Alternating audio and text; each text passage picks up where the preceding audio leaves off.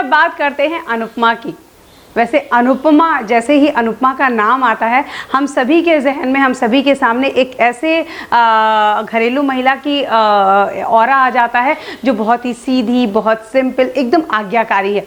बिल्कुल अनुपमा हमारी वैसे ही है। अनुपमा यहाँ सबकी खुशियों के पीछे पड़ी रहती है, हर किसी को उसे खुशी देनी है, लेकिन कोई भी ये नहीं सोचता दो पल के लिए कि हमारी अनुपमा कब खुश होगी।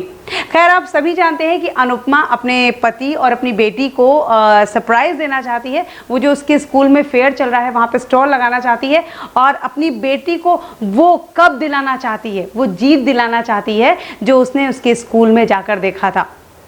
अनुपमा यहाँ पे स्टॉल लगाती है, ये बात किसी को पता नहीं होती। इन सारी चीज़ों में उसे सपोर्ट कर रहे हैं उसका बेटा और उसके ससुर जी।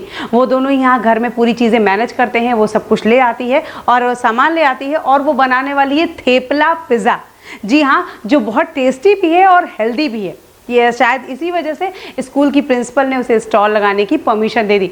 और वहीं काव्या स्कूल में बच्चों की काउंसलिंग का स्टॉल लगाने वाली है। ये आप सभी जानते हैं कि वनराज और काव्या और वनराज की बेटी तीनों गए थे अपने स्कूल और यहाँ पर झूठ बोला था कि अनुपमा की तबीयत नहीं ठीक है, और ऐसे में ये उसकी बहन है, मतलब काव्या को बताया कि ये मासी है और ये यहाँ पे स्टॉल लगाएगी। खैर, जब यहाँ पर सब पहुँचते हैं, अपना स्टॉल ढूंढ रहे होते हैं, यहाँ पे वनराज, काव्या और उसकी बेटी जब यहाँ पे पहुँचते हैं और स्टॉल ढूंढ रहे होते हैं तो वहाँ पर अनुपमा को देखते हैं। अनुपमा स्टॉल लगा चुकी होती है और बहुत सारे लोगों की भीड़ होती है। वनराज ये बात बर्दाश्त नहीं कर पाता। यहाँ पर आप देखेंगे आने वाले एपिसोड में कि वनराज सबके सामने यहाँ पर अनुपमा की बेइज्जती करेगा। काव्या को बहुत बुरा लगेगा और वनराज किसी भी हाल में काव्या को इस तरह टेंशन में, इस तरह बुरा लगते हुए, इंसल्ट होते हुए नहीं देख सकता और उसे लगेगा कि काव्या की बेइज्जती हुई। काव्या इतनी प्रिपरेशन से आई थी और यहाँ पर उसे स्टॉल नहीं मिला। अनुपमा की बेटी भी यहाँ बहुत नाराज़ होगी क्योंकि उसे लगता है कि यहाँ पर ये एक इंग्लिश स्कूल है, यहाँ पर जितनी भी उसकी फ्रेंड की मम्मा हैं वो बहुत हाई फाई इंग्लिश बोलती हैं, बहुत ज़्यादा फैशनेबल है, लेकिन उसकी माँ पूरी तरह से गंवार है।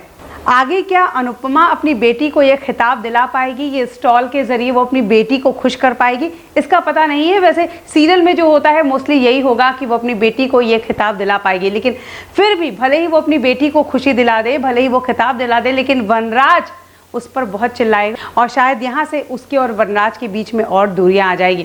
खैर, शायद ये जीत अनुपमा के लिए बहुत ज़रूरी है। ये जो खिताब है उसकी बेटी को अनुपमा दिला रही है, ये बहुत ज़रूरी है क्योंकि इसके बाद अनुपमा को ये समझ में आ जाएगा कि उसके अंदर खाना बनाने की जो क्वालिटी है वो भी बहुत बड़ी क्वालिटी है, वो भी एक काम है, वो भी एक जॉब है।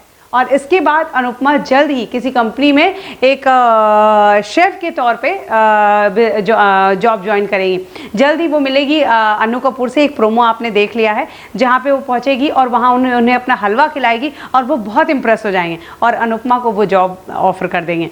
लेकिन वनराज के गुस्से का क्या? इस स्टॉल, इस फेयर के ख़त्म होने के बाद वनराज का गुस्सा कैसे उबलता है हमारी अनुपमा पर, ये देखना काफ़ी इंटरेस्टिंग होगा। Till then take care, good bye.